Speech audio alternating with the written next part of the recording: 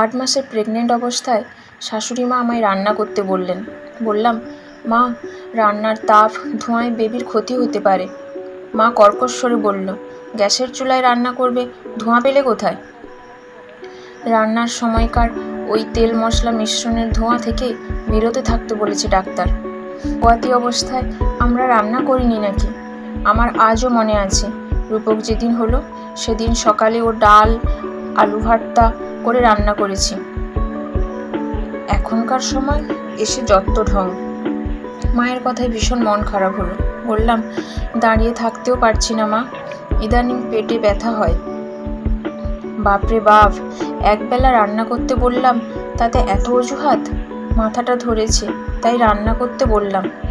আর বাহানা দিতে হবে না, মাথা ব্যথা নিয়ে আমিই যাচ্ছি রান্নাঘরে। কথাটা বলে মা হনহন করে রান্নাঘরে গেল। আমার শরীরটাও ভীষণ খারাপ করছে, কিন্তু মায়ের কথার তীর সহ্য করতে না পেরে দেওয়াল ধরে ধরে রান্নাঘরে গেলাম। মাকে অনেকবার বললাম যে, মা, আমার শরীর খুব খারাপ, তাই আসতে চাইনি। আপনার যখন খুব মাথা ব্যথা করছে তাহলে আমায় দিন, আমিই রান্না করি। মা উল্টো আমায় কথা শোনাতে লাগলেন। এর মধ্যেই স্বামী আসলো দুপুরে খেতে। স্বামীকে দেখে মায়ের মুখ থেকে যেন আরও কথা ছুটতে লাগলো। বারবার বলছে, আমরা আর বাচ্চা জন্ম দিইনি, সংসার চালাইনি, একবেলা রান্নাও করতে পারে না, আরও কত কি। মায়ের কথায় স্বামী আমায় বলল, একবেলা রান্না করলে কি এমন হয়?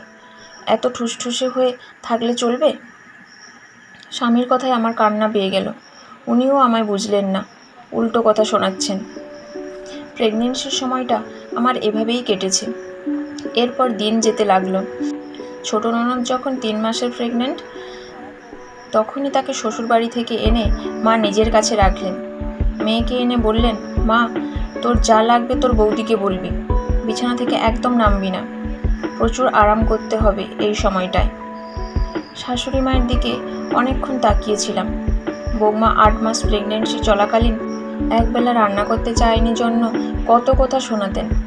সেই তিনি এখনই নিজের মেয়ের বেলায় ভালোবাসার সাগর নিয়ে হাজির হয়েছেন। এখন বুঝতে পারি কেন আজকালকার বউ শাশুড়িকে দেখতে পারে না, কেন বউরা তাদের শ্বশুর শাশুড়িকে বৃদ্ধাশ্রমে রাখতে বলে। শাশুড়ি মাকে বললাম, আচ্ছা মা, আমার বেলায় কি কি করেছিলেন মনে আছে? 9 মাস চলাকালীন সময়েও রান্না করিয়ে নিয়েছেন, এখন মেয়ের বেলায় বলছেন যা লাগবে বৌদিকে বলতে।